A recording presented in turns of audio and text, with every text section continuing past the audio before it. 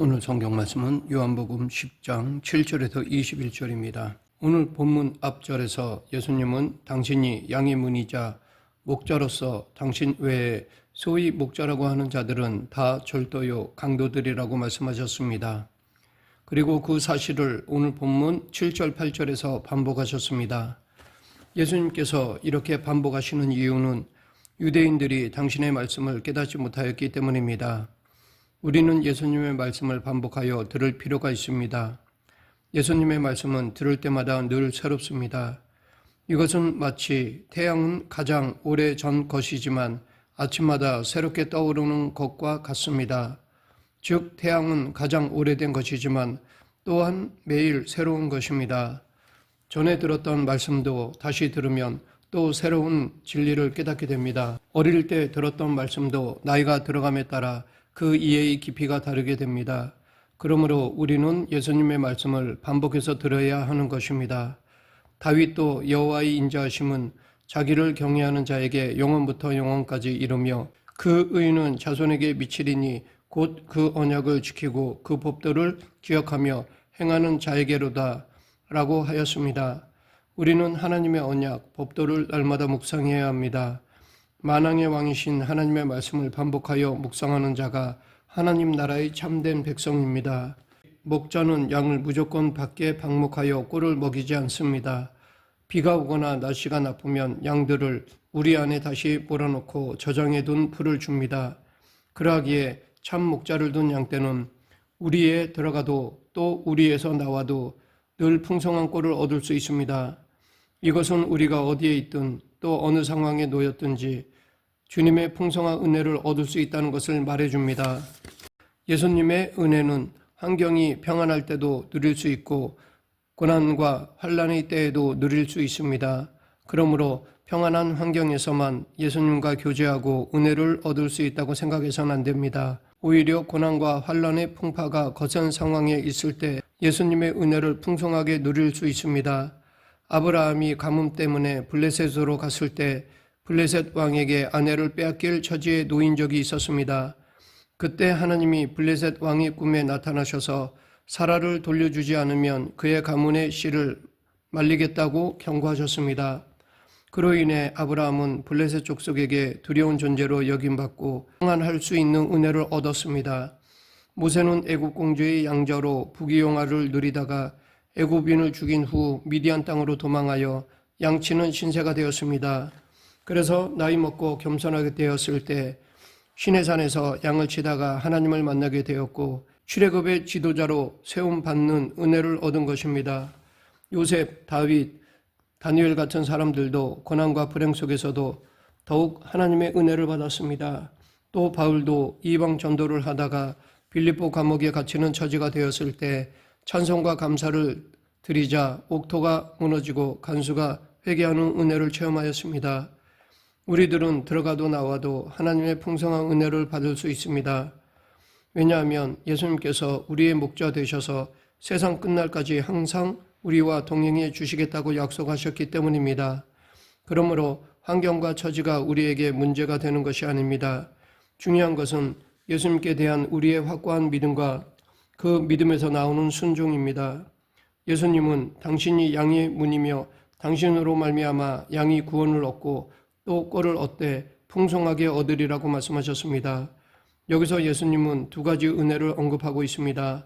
첫째는 죽어가는 양을 구원하시는 은혜요. 둘째는 그렇게 소생된 양을 자기 것으로 삼으시고 꼴을 먹여 길러주시는 은혜입니다.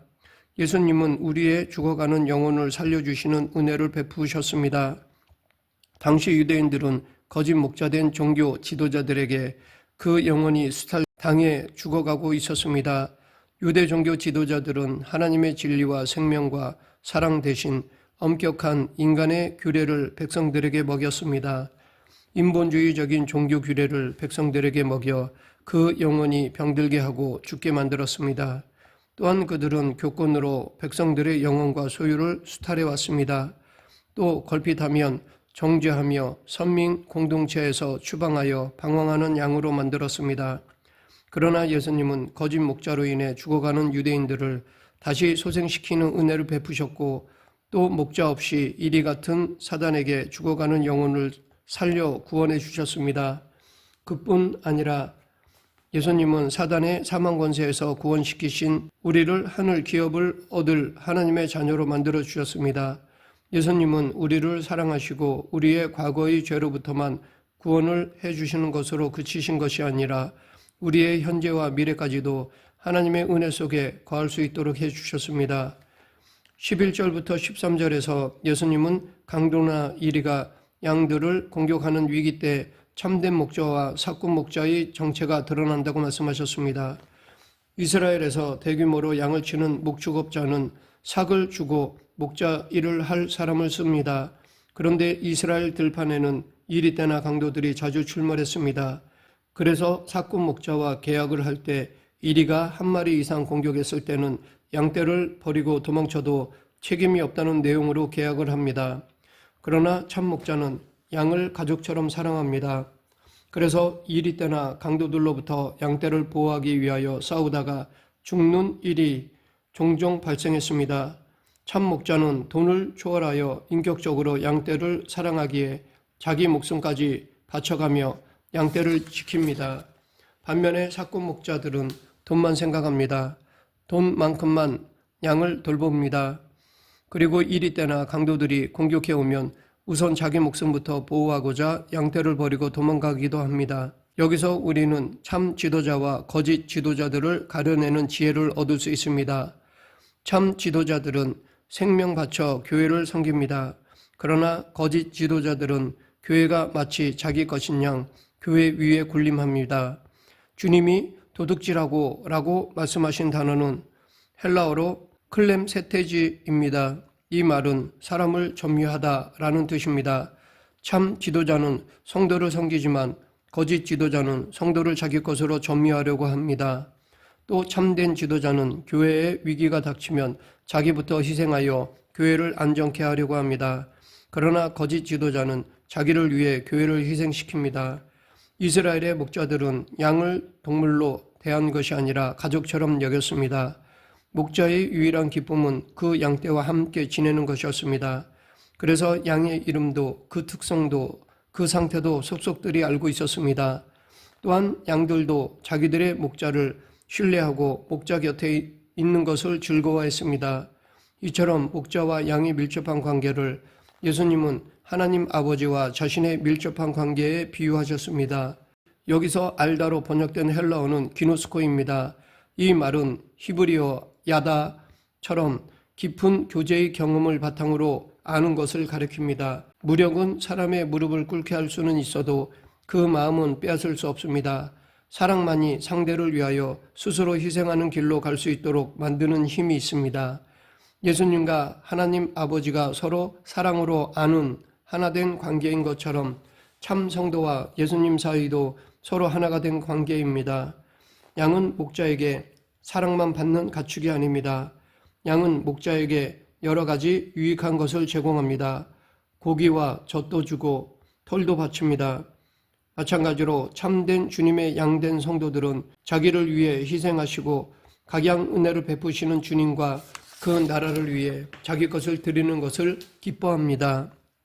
예수님을 잘 알고 그 은혜의 가치를 잘 아는 성도는 자신의 재능과 물질과 시간을 바치는 것을 즐거워합니다.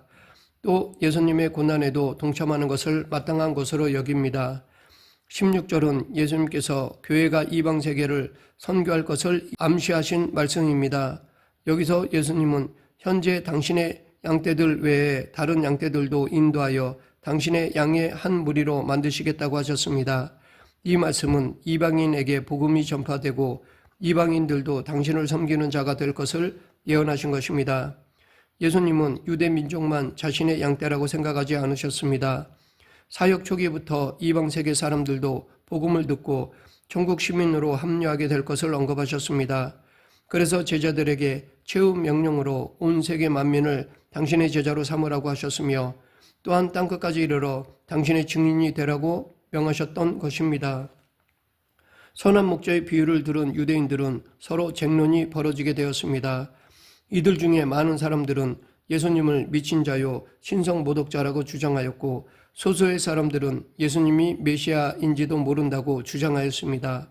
그러나 그 누구도 예수님을 그리스도로 영접하고 믿는 사람은 없었습니다. 1800년대 후반에 미국의 평범한 무명 작가가 있었습니다. 그는 평소에 기독교를 멸시하는 반기독교인이었습니다. 그의 이름은 엘 윌리스라고 하는데 그는 기독교의 허점을 공격하는 자로 이름을 얻기 위하여 성경을 연구하고 그리스도에 대해서도 연구했습니다. 그러나 그는 연구 과정 중에 오히려 기독교와 예수 그리스도가 진정한 구원자이심을 깨달았습니다. 그리고 그때부터 기독교를 전하는 작가가 되었습니다. 그는 혼신을 다하여 그리스도 이야기라는 장편 소설을 썼으며 그 소설은 베스트셀러가 되었습니다. 이 작가가 쓴 그리스도 이야기를 영화로 만든 것이 바로 베노입니다. 과거 바리새인뿐만 아니라 지금까지 수많은 불신자 그리고 인본주의 신학자들이 예수 그리스도를 판단하고 연구해 오고 있습니다. 예수님에 대해 깊은 연구를 한다는 것은 좋은 것입니다. 그러나 예수님이 진정으로 원하는 것은 연구 그 자체가 아닙니다. 예수님이 진정으로 원하시는 것은 당신께 대한 믿음입니다. 말씀에 대한 실천입니다.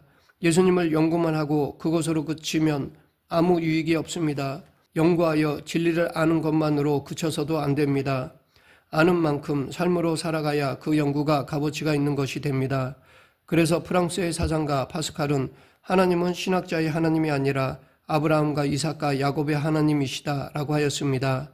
즉 믿는 자의 하나님이지 연구하고 판단만 하는 자의 하나님이 아니라는 것입니다. 우리는 계속해서 성경을 배우고 연구하되 예수님을 진정한 그리스도로 믿고 따르는 목적으로 해야 할 것입니다. 말씀을 맺겠습니다. 구약 성경에는 여호와 하나님을 목자로 표현하는 내용들이 많이 있습니다. 또 장차 올 메시아도 이스라엘의 선한 목자로 오실 것이라고 선지자들은 예언했습니다. 그리고 예수님은 당신이 바로 그 예언대로 목자요 메시아임을 가르치셨습니다. 그러나 예수님을 그리스도로 영접하는 사람은 별로 없었습니다.